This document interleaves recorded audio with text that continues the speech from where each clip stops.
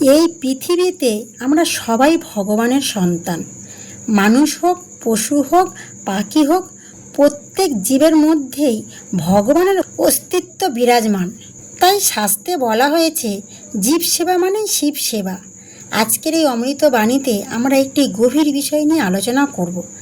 ভগবানের প্রসাদ যদি কুকুরকে খাওয়ানো হয় তাহলে কি হয়? তো বন্ধুরা, চলো একটি ছোট্ট গল্পের মধ্যে শুনেন।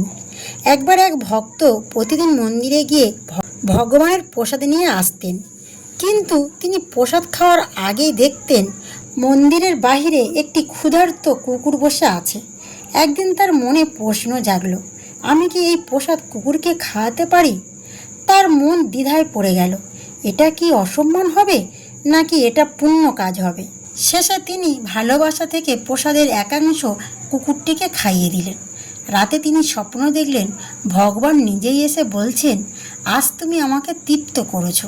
তাহলে বন্ধুরা, এর গভীর অর্থ হলো, ভগবানের প্রসাদ কখনো অপবিত্র হয় না। প্রসাদ মানে ভগবানের কৃপা, আর সেই কৃপা যদি কোনো ক্ষুধার্ত প্রাণীর মধ্যে বিতরণ করা হয় তাহলে তা ভগবানের কাছে পৌঁছে যায়, কারণ ভগবান সব জীবের মধ্যেই আছেন। এবার বলি কুকুরকে প্রসাদ খাওয়ানোর ফল। অসীম পুণ্য লাভ হয়। ক্ষুধার্ত প্রাণীকে খাওয়ানো সবচেয়ে বড় দান। যখন সেটা প্রসাদ হয় তখন পুণ্য আরও বহু গুণ বেড়ে যায়। 1. অপরিসীম পুণ্য লাভ। 2. অহংকার কমে যাওয়া। মানুষ ভাবে আমি বড় আর পশু ছোট, কিন্তু যখন তুমি কুকুরকে প্রসাদ দাও তখন তোমার অহংকার ভেঙে যায়। 3. ভগবানের কৃপা লাভ হয়। যে দয়ালু, ভগবান তার উপরে খুব দ্রুত সন্তুষ্ট হন। 4. পাপ ক্ষয়।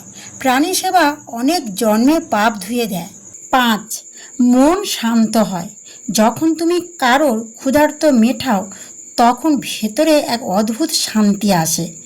তবে কিছু নিয়ম মনে রাখবে। প্রসাদ কখনো অসম্মান করে দেবে না, মাটিতে ফেলে বা অবহেলায় নয়, ভালোবাসা দিয়ে দেবে। আগে ভগবানকে নিবেদন করা প্রসাদ দেবে, পরিষ্কার জায়গায় খাওয়াবে। তাহলে ভক্তজন, মনে রেখো, তুমি যখন কোনো ক্ষুধার্ত প্রাণীকে খাওয়াও তখন তুমি শুধু তাকে খাওয়াচ্ছ না, তুমি স্বয়ং ভগবানকেই খাওয়াচ্ছ। এই কলিযুগে বড় বড় যজ্ঞ তপস্যা সবার পক্ষে সম্ভব নয়। একটি ক্ষুধার্ত কুকুরকে এক মুঠো প্রসাদ খাওয়ানো, একটি পাখিকে একটু জল দেওয়া, একটি গরুকে একটু ঘাস খাওয়ানো, এই ছোট ছোট কাজগুলো তোমার জীবনে বড় পরিবর্তন এনে দিতে পারে। তাই ভক্তজন, আজ থেকে চেষ্টা করো, নিজের প্রসাদের একটি অংশ জীবেদের মধ্যে দাও, ভালোবাসা ছড়াও এবং দয়া করো। দেখবে ভগবান নিজেই তোমার জীবনে শান্তি, সুখ আর কৃপা বর্ষণ করবে। রাধে রাধে।